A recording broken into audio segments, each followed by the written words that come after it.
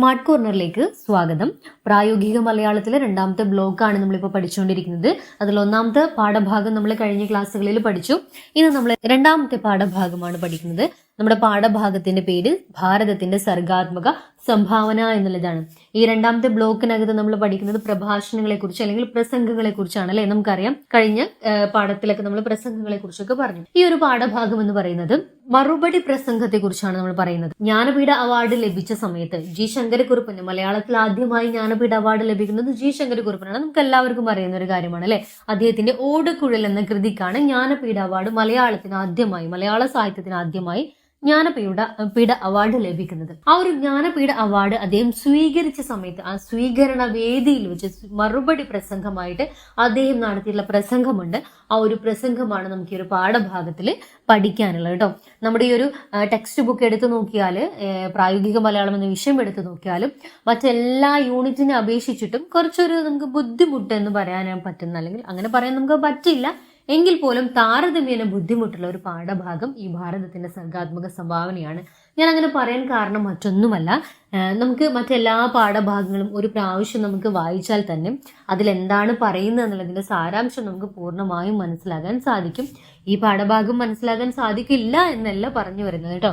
മറ്റ് പാഠഭാഗങ്ങളെല്ലാം അപേക്ഷിച്ച് നോക്കുമ്പോൾ, അല്ലെങ്കിൽ അതിനെ താരതമ്യം ചെയ്ത് നോക്കുമ്പോൾ കുറച്ചും കൂടി സാഹിത്യവും സർഗാത്മകവുമായിട്ടുള്ള രീതിയിലുള്ള ഒരു പാഠഭാഗമാണ്. ഇതിൽ അത്യാവശ്യം സാഹിത്യ വാക്കുകളും ഉപമകളും എല്ലാം ഉപയോഗിച്ചിട്ടാണ്. അപ്പൊ പെട്ടെന്ന് നമുക്ക് ഒറ്റ പ്രാവശ്യം, ഒറ്റ വായനയിൽ ചിലപ്പോൾ നമുക്ക് ഇതിന്റെ അർത്ഥം മനസ്സിലാകും. ചിലപ്പോൾ എല്ലാവർക്കുമല്ല, ചില ആളുകൾക്ക് ചിലപ്പോൾ ബുദ്ധിമുട്ട് വരും കേട്ടോ. അപ്പൊ ആ ഒരു രീതിയിൽ ഈ ഒരു പാഠഭാഗത്തിനെ കാണുക. അതിനു വേണ്ടിയിട്ടാണ് ഞാൻ നിങ്ങൾക്ക് അഡ്വാൻസ് ആയിട്ട് ഈ ഒരു കാര്യം പറയുന്നത് കേട്ടോ. എല്ലാവർക്കും ബുദ്ധിമുട്ടുണ്ടാകും എന്നല്ല ഞാൻ പറയുന്നത്, ഞാൻ ആവർത്തിച്ച് പറയുകയാണത്. ബുദ്ധിമുട്ടുണ്ടാകുമെന്നല്ല, ചില ആളുകൾക്ക്, നമുക്ക് മലയാളത്തിന്റെ അത്യാവശ്യം സാഹിത്യ അല്ലെങ്കിൽ സർഗാത്മക നോളജ് ഇല്ലാത്ത ഒരാൾക്ക് ചിലപ്പോൾ പെട്ടെന്ന് മനസ്സിലാകാൻ സാധ്യതയില്ല എന്നാണ് ഞാൻ പറഞ്ഞു വന്നത്. അപ്പൊ നമുക്ക് പാഠഭാഗത്തിലേക്ക് നേരെ കടക്കാം. നമ്മൾ പറഞ്ഞു ജി ശങ്കരക്കുറുപ്പ് അദ്ദേഹത്തിന്റെ ഓടക്കുഴൽ എന്നുള്ള കൃതിക്ക് ജ്ഞാനപീഠ അവാർഡ് സ്വീകരിക്കുന്ന വേദിയിൽ അദ്ദേഹം നടത്തിയ പ്രസംഗമാണ് നമ്മൾ പഠിക്കുന്നതെന്നല്ലേ. അപ്പൊ അദ്ദേഹം ഈ ഒരു പ്രസംഗം തുടങ്ങുന്നത് എങ്ങനെയാണെന്ന് വെച്ചാൽ, ഈ ഒരു ജ്ഞാനപീഠ അവാർഡ് അദ്ദേഹത്തിന് ഉണ്ട് എന്ന് അറിഞ്ഞ സമയത്ത് അദ്ദേഹത്തിന് എന്തായിരുന്നു അനുഭൂതി ഉണ്ടായിരുന്നത് എന്ന് പറഞ്ഞതുകൊണ്ടാണ് ഈ ഒരു പ്രസംഗം ആരംഭിക്കുന്നത്. മലയാളത്തിലേക്ക് ആദ്യമായിട്ട് ഒരു ജ്ഞാനപീഠ അവാർഡ് വരികയാണ് ചെയ്യുന്നത്. അതും തന്റെ കൃതിക്ക് ഇങ്ങനെ ഒരു അവാർഡ് ലഭിച്ച സമയത്ത് അദ്ദേഹത്തിന് ഉണ്ടാകുന്ന മാനസികമായിട്ട് നമുക്ക് ഉണ്ടാകുന്ന സന്തോഷവും ഒക്കെ ഇല്ല. ആ ഒരു സന്തോഷത്തെ, അല്ലെങ്കിൽ ആ മൊമെന്റിലുള്ള അദ്ദേഹത്തിന്റെ ഫീലിങ്സിനെ പറഞ്ഞുകൊണ്ടാണ് അദ്ദേഹം ഈ ഒരു പ്രസംഗം ആരംഭിക്കുന്നത്. അദ്ദേഹം ഇങ്ങനെ പറയുന്നുണ്ട്, വാർദ്ധക്യ കാലഘട്ടത്തിൽ അദ്ദേഹത്തിന്റെ ഉത്തരവാദിത്തങ്ങളും ബാധ്യതകളും എല്ലാം തീർന്ന് സ്വസ്ഥമായ ജീവിതം, മരണം കാത്ത് സ്വസ്ഥമായ ജീവിതം ജീവിച്ചു കൊണ്ടിരിക്കുന്ന ഒരു സമയത്താണ് ഈ ഒരു അവാർഡ് അദ്ദേഹത്തിന് ഉണ്ടെന്ന് അറിഞ്ഞത്. അപ്പൊ അദ്ദേഹത്തിന് എന്താ പറയാ, ഒരു ശരത്കാല സന്ധ്യയിലുള്ള വെളിച്ചം പോലെയാണ് അദ്ദേഹത്തിന് ആ ഒരു അവാർഡ് ലഭിച്ചപ്പോൾ അദ്ദേഹത്തിനുണ്ടായ അനുഭൂതി എന്നാണ് പറയുന്നത്. കാരണം എല്ലാ ബാധ്യതകളും ഉത്തരവാദിത്തങ്ങളൊക്കെ ഒഴിച്ച് സ്വസ്ഥമായിട്ടുള്ള ഒരു ജീവിതം നയിക്കുന്ന അവസരത്തിൽ അദ്ദേഹത്തിന് ഒരു കുളിർമ പോലെ വന്നിട്ട് ഒന്നാണ് ഈ അവാർഡ് എന്നാണ് പറയുന്നത് കേട്ടോ. ഇനി നമുക്ക് നോക്കാം, ഭാരതത്തിന്റെ സാംസ്കാരിക ചരിത്രത്തിൽ ജ്ഞാനപീഠ പുരസ്കാരം അന്യാദൃഷ്ടമായ പ്രതിഷ്ഠയാണ് നേടിക്കൊണ്ടിരിക്കുന്നതാണ്. നമ്മളുടെ ഭാരത സാഹിത്യത്തിൽ ഏറ്റവും വലിയ പരമോന്നതമായ അവാർഡാണ് ജ്ഞാനപീഠ അവാർഡ് അല്ലേ. അപ്പൊ അത് കേരളത്തിലേക്ക് കൊണ്ടുവരികയാണ് ജി ശങ്കരക്കുറുപ്പ് ചെയ്തിട്ടുള്ളത്. ആ ജ്ഞാനപീഠ അവാർഡിന് അത്രയും വലിയ ഒരു ആദരമൊക്കെ എല്ലാവരും കൊടുക്കുന്നുണ്ട്. ഒരു കലാകാരൻ, അല്ലെങ്കിൽ ഒരു എഴുത്തുകാരനെ സംബന്ധിച്ചിടത്തോളം ജ്ഞാനപീഠ അവാർഡ് ലഭിക്കുക എന്ന് പറഞ്ഞാൽ അദ്ദേഹത്തിന്റെ എക്സ്ട്രീം, അദ്ദേഹത്തിന് കൊടുക്കാൻ പറ്റാവുന്ന, അദ്ദേഹത്തിന് ലഭിക്കാവുന്ന ഏറ്റവും വലിയ അംഗീകാരമാണത്. അപ്പോൾ അത്രയും ഒരു അന്യാദൃഷ്ടമായ പ്രതിഷ്ഠ ജ്ഞാനപീഠ അവാർഡിനുണ്ടെന്നാണ് പറയുന്നത്. സമ്മാനത്തെക്കാൾ തന്നെ ആകർഷിച്ചത് അതിന്റെ പിറകിലുള്ള ആദർശവും സങ്കല്പവുമാണെന്നാണ്. ജ്ഞാനപീഠ അവാർഡ് എന്നുള്ള ആ ഒരു അവാർഡിന് പിറകിലുള്ള ഒരു സങ്കല്പവും ഒരു ആദർശവുമുണ്ട്. ആ സങ്കല്പവും ആദർശവുമാണ് അദ്ദേഹത്തെ ആകർഷിച്ചത്. അല്ലാതെ ആ ഒരു സമ്മാനത്തിന്റെ വലിപ്പമോ വിലയോ അല്ലെങ്കിൽ അതിന്റെ പ്രശസ്തിയോ എന്നല്ല അദ്ദേഹത്തിന് ആകർഷിച്ചത്. ഈ ഒരു ആദർശവും സങ്കല്പവുമാണെന്നാണ് പറയുന്നത്. ഇനി എന്താണ് ഈ ആദർശവും സങ്കല്പവും എന്നാണ് നമ്മൾ നോക്കാൻ പോകുന്നത്. ഈ ജ്ഞാനപീഠ അവാർഡിന്റെ പിറകിലുള്ള ആദർശവും സങ്കല്പവുമായിട്ട് അദ്ദേഹം പറയുന്ന കാര്യം എന്താണെന്ന് വെച്ചാൽ, ഭാരതീയ സാഹിത്യം എന്ന ബോധത്തിന്റെ പുനരുജ്ജീവനം, അതുപോലെ ഭാരതീയ ജനതയുടെ ഹൃദയതലത്തിൽ വെച്ച് സമുദ്ഗ്രഥനം. ഇതാണ് ആ സങ്കല്പവും ആദർശവും. ഭാരതീയ പ്രകൃതിയെയും ഭൂമിശാസ്ത്രത്തെയും ചരിത്രത്തെയും ജീവിത വീക്ഷണത്തെയും ജനതകളെയും ഐതിഹ്യത്തെയും ഉൾക്കൊള്ളിച്ചുകൊണ്ട് സമഗ്രമായി ഏകാഗ്രതയോടെ മഹാഭാരതം രചിച്ച വ്യാസനാണ് ഏകഭാരത സങ്കല്പത്തിന് ജീവനും രൂപകർമ്മ ചൈതന്യവും നൽകിയത്. ഇനി അടുത്ത അദ്ദേഹം പറയുന്നുണ്ട്, ഏകഭാരത സങ്കല്പത്തിൽ എഴുതാൻ സാധിക്കണം. എഴുത്തുകാർക്കൊക്കെ ഏകഭാരതം എന്നുള്ള ആ ഒരു കൺസെപ്റ്റിൽ ഇരുന്നു കൊണ്ട് എഴുതാൻ സാധിക്കണമെന്നാണ് പറയുന്നത്. ആ ഏകഭാരത സങ്കല്പം എന്ന് പറയുന്നത് അദ്ദേഹം ഉദ്ദേശിക്കുന്നത് എന്താന്ന് വെച്ചാൽ, നമ്മളുടെ ജീവിതത്തിന്റെ ചുറ്റും, നമ്മുടെ ജീവിതത്തിന്റെ ഭാഗമായിട്ടുള്ള എല്ലാ കാര്യങ്ങളെ കുറിച്ചും ഉൾക്കൊള്ളിച്ച് എല്ലാ തലങ്ങളിലെയും എല്ലാ കാര്യങ്ങളും ഉൾക്കൊള്ളിച്ചുകൊണ്ട് എഴുതാൻ സാധിക്കുക എന്നുള്ളതാണ്. അതായത് ഒരു മനുഷ്യായുസിനെ സംബന്ധിച്ചിടത്തോളം അദ്ദേഹത്തിന്റെ ചുറ്റുമുള്ള കാര്യങ്ങള്, അദ്ദേഹത്തിന്റെ പ്രകൃതി, കാലാവസ്ഥ, അനുഭവങ്ങള്, വ്യക്തികള്, എന്തെല്ലാം ഒരു മനുഷ്യായുസിന്റെ ഭാഗമായിട്ട് എന്തെല്ലാം കാര്യങ്ങൾ വരുന്നുണ്ടോ ആ കാര്യങ്ങളെല്ലാം ഉൾക്കൊണ്ടുകൊണ്ട് ഒരു കൃതി എഴുതാൻ സാധിക്കണം. ഇതാണ് ഏകഭാരത സങ്കല്പം എന്ന് അദ്ദേഹം ഉദ്ദേശിക്കുന്നത്. അതായത് നമ്മളുടെ പ്രകൃതിയെക്കുറിച്ച്, നമ്മളുടെ ഭാരതത്തെക്കുറിച്ച്, നമ്മുടെ നാടിനെ കുറിച്ച്, അതുപോലെ ഭൂമിശാസ്ത്രം, ചരിത്രം, ജീവിത വീക്ഷണം, ഇവിടുത്തെ ജനങ്ങള്, ഐതിഹ്യം, ഇവിടുത്തെ കഥകള്, ഇങ്ങനെ എല്ലാ കാര്യങ്ങളെയും ഉൾക്കൊള്ളിച്ചുകൊണ്ട് എഴുതാൻ സാധിക്കുക. അതാണ് ഏകഭാരത സങ്കല്പം എന്ന് പറയുന്നത്. ഇങ്ങനെ ഏകഭാരത സങ്കല്പത്തിൽ ഊന്നിക്കൊണ്ട് എഴുതിയ എഴുത്തുകാർ വളരെ കുറവാണ്, അല്ലെങ്കിൽ എല്ലാ ഏകഭാരത സങ്കല്പത്തിൽ ഉള്ള കൃതികൾ വളരെ കുറവാണെന്നാണ് അദ്ദേഹം പറയുന്നത്. അങ്ങനെ അദ്ദേഹം ഈ ഒരു ഏകഭാരത സങ്കല്പം എന്നുള്ള ഭാരതം എന്നുള്ള സങ്കല്പത്തെ അടിയുറച്ചുകൊണ്ട് എഴുതിയിട്ടുള്ള ഏറ്റവും പ്രധാനപ്പെട്ട അല്ലെങ്കിൽ ഏറ്റവും നല്ലൊരു എഴുത്തുകാരനായിട്ട് അദ്ദേഹം പറയുന്നത് വ്യാസനെയാണ്. മഹാഭാരതം രചിച്ചിട്ടുള്ള വ്യാസനെയാണ് അദ്ദേഹം പറയുന്നത്. കാരണം എന്താണ്, മഹാഭാരതം എന്ന് പറഞ്ഞിട്ടുള്ള ആ ഒരു കൃതിയിൽ എല്ലാ കാര്യങ്ങളും ഉൾക്കൊള്ളുന്നുണ്ട് അല്ലെ. യുദ്ധമുണ്ട്, ഒരു നാടിനെ കുറിച്ച് പറയുന്നുണ്ട്, അവിടുത്തെ ജനങ്ങളെ കുറിച്ച് പറയുന്നുണ്ട്, അവിടുത്തെ ഭരണം, രാജാക്കന്മാര്, അവിടുത്തെ പ്രജകള്, അവിടുത്തെ ചുറ്റുപാട്, അവരുടെ സാമ്പത്തികം, സാഹിത്യം, അങ്ങനെ സകലമാന കാര്യങ്ങളെ കുറിച്ചും ആ ഒരു മഹാഭാരതം എന്നുള്ള ആ ഒരു കാര്യത്തിൽ കഥ പറയുന്നുണ്ട് അല്ലെ. അപ്പൊ എല്ലാം ഉൾക്കൊണ്ടുകൊണ്ട് അതിൽ എഴുതിയിട്ടുണ്ട്. അപ്പൊ ഏകഭാരതം എന്ന സങ്കല്പത്തിൽ ഊന്നിക്കൊണ്ട് എഴുതിയിട്ടുള്ള എഴുത്തുകാരന് വ്യാസനാണ് മഹാഭാരതം രചിച്ചിട്ടുള്ള എന്നാണ് അദ്ദേഹം പറയുന്നത്.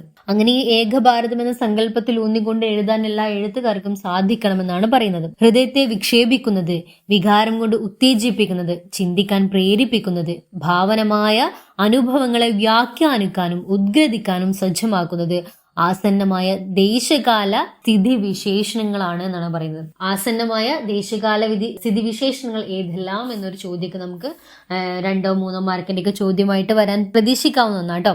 അപ്പോൾ ആസന്നമായിട്ടുള്ള ദേശകാല സ്ഥിതിവിശേഷണങ്ങൾ ഏതൊക്കെയാണെന്ന് അദ്ദേഹം പറയുന്നത്, ഹൃദയത്തെ വിക്ഷേപിക്കുന്നത്, വികാരം കൊണ്ട് ഉത്തേജിപ്പിക്കുന്നത്, ചിന്തിക്കാൻ പ്രേരിപ്പിക്കുന്നത്, ഭാവനമായ അനുഭവങ്ങളെ വ്യാഖ്യാനിക്കാനും ഉദ്ഗ്രഥിക്കാനും സജ്ജമാക്കുന്നത്, ഇതൊക്കെയാണ് ദേശകാല സ്ഥിതിവിശേഷണങ്ങൾ എന്ന് പറയുന്നത്. ഇതെല്ലാം ഉൾക്കൊണ്ടിട്ട് വേണം ഒരാൾ എഴുതാൻ. ഒരു എഴുത്തുകാരൻ അങ്ങനെ ആയിരിക്കണം എഴുതേണ്ടതെന്നാണ് പറയുന്നത്. നവഭാരത ജാതിയുടെ സമുദ്ഗ്രഥനം അഥവാ ശൈഥില്യ നിരാകരണം, ഭാരത ഹൃദയത്തിന്റെ സവിശേഷമായ താളലയവും ഭാരതീയമായ ഭാഷാ സാഹിത്യങ്ങളുടെ ശിലാഢ്യമായ അസ്ഥിവാരവും ചേർന്നുണ്ടാകുന്ന ആ സമാധാനത്തെയാണ് ഒട്ടേറെ ആശ്രയിക്കുന്നതെന്നാണ് പറയുന്നത്.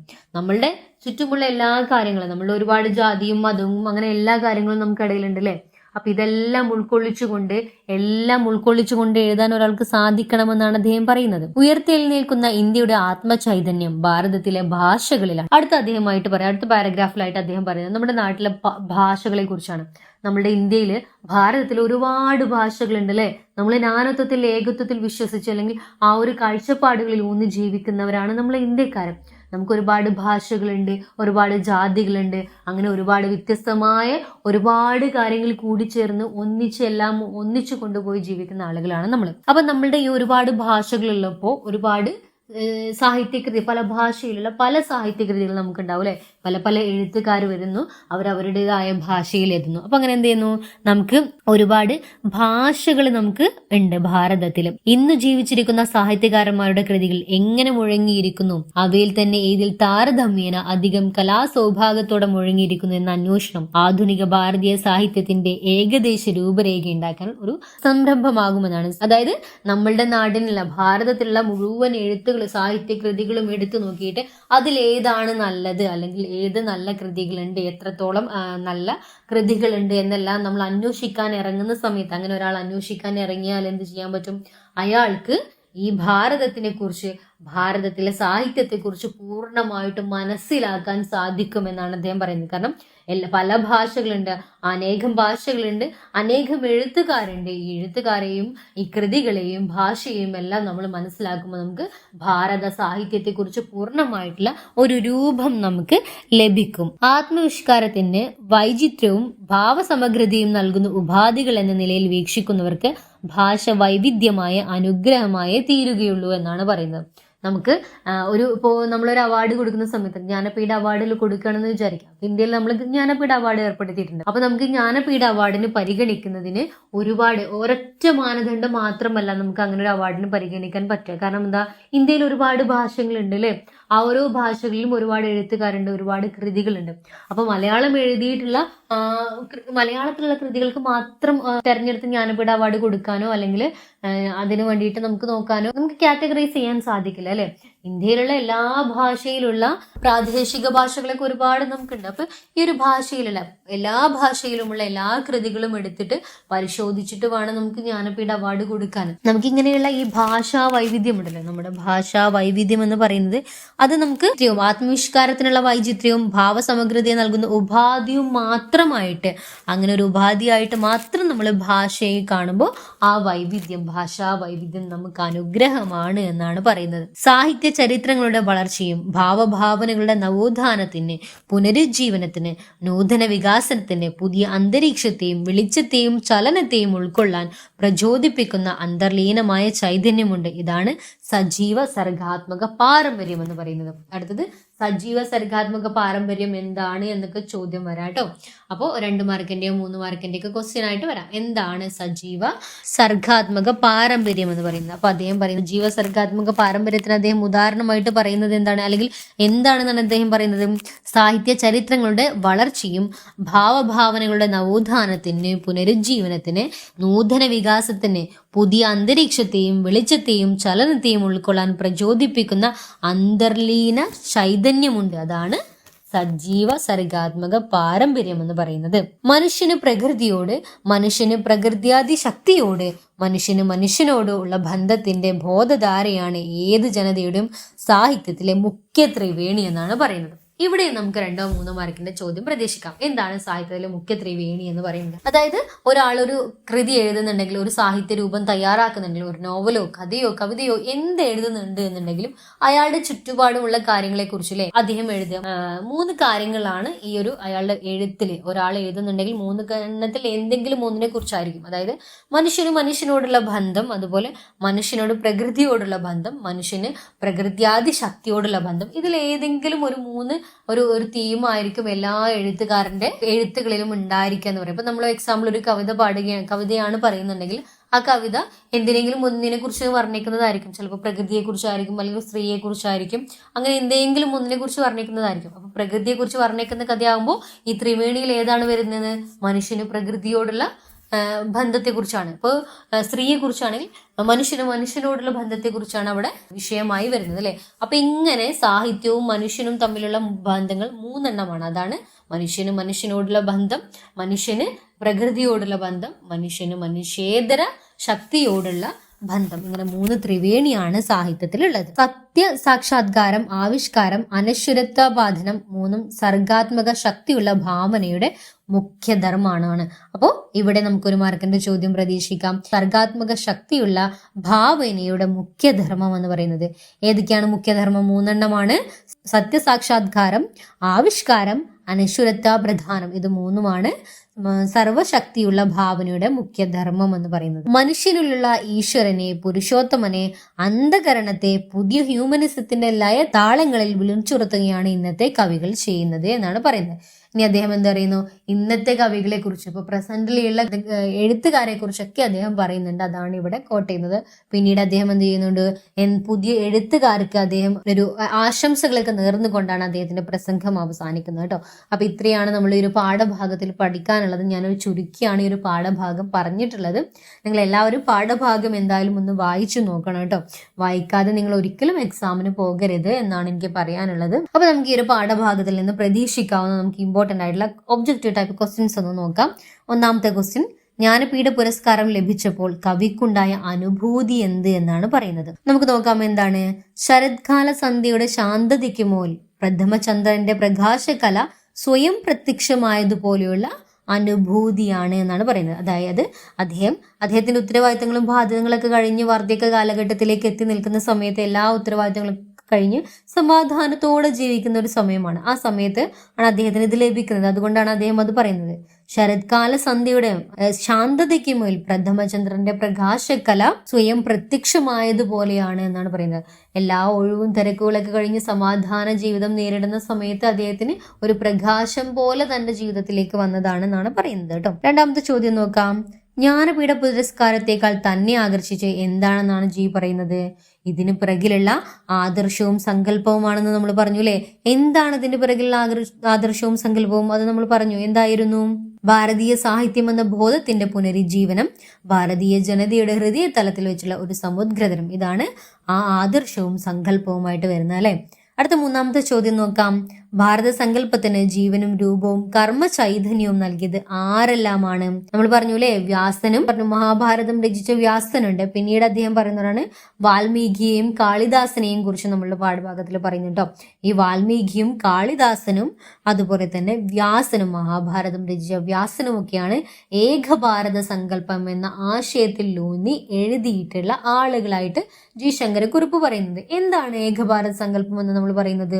നമ്മളെ ചുറ്റുപാടുമുള്ള എല്ലാ കാര്യങ്ങളെക്കുറിച്ചും, ഒരു മനുഷ്യായുസിനെ സംബന്ധിക്കുന്ന എല്ലാ കാര്യങ്ങളെയും ഉൾക്കൊള്ളിച്ചുകൊണ്ട് അതിനെല്ലാം ഉൾപ്പെടുത്തി ഒരു ഒരൊറ്റ കൃതിക്കകത്ത് എല്ലാ കാര്യങ്ങളും ഉൾപ്പെടുത്താൻ സാധിക്കുക, അങ്ങനെ എഴുതാൻ സാധിക്കുക. നമ്മുടെ ജീവിത സാഹചര്യങ്ങള്, കാലാവസ്ഥ, പ്രകൃതി, ഐതിഹ്യങ്ങള്, മിത്തുകള്, അതുപോലെ തന്നെ നമ്മുടെ ചരിത്രം, ഭാഷ, അങ്ങനെ ഒരു മനുഷ്യായുസിനെ സംബന്ധിക്കുന്ന എല്ലാ വിഷയങ്ങളെ കുറിച്ചും എഴുതുക, തന്റെ കൃതിയിൽ ഒരൊറ്റ കൃതിയിൽ ഉൾപ്പെടുത്താൻ സാധിക്കുക, അങ്ങനെ എഴുതാൻ സാധിക്കുക. അതിനാണ് ഏകഭാരത സങ്കല്പം എന്ന് പറയുന്നത്. അപ്പൊ ഏകഭാരത സങ്കല്പത്തിൽ ഊന്നി എഴുതിയിട്ടുള്ള എഴുത്തുകാരായിട്ട് ജി ശങ്കരക്കുറുപ്പ് പറയുന്നത് വ്യാസനെയും വാൽമീകിയെയും അതുപോലെ തന്നെ കാളിദാസനെയും ഒക്കെയാണ്.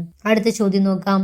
ആദ്യ ദേശീയ കവി സമ്മേളനം നടന്ന വർഷം ഏതാണ് എന്നാണ്. 1950 കേട്ടോ. ഞാൻ നേരത്തെ പറഞ്ഞു ആദ്യ കവി സമ്മേളനത്തിൽ അവതരിപ്പിച്ചിട്ടുള്ള ഒരു കൃതിയുണ്ട്. ആ കൃതിയാണ് ഓടക്കുഴൽ.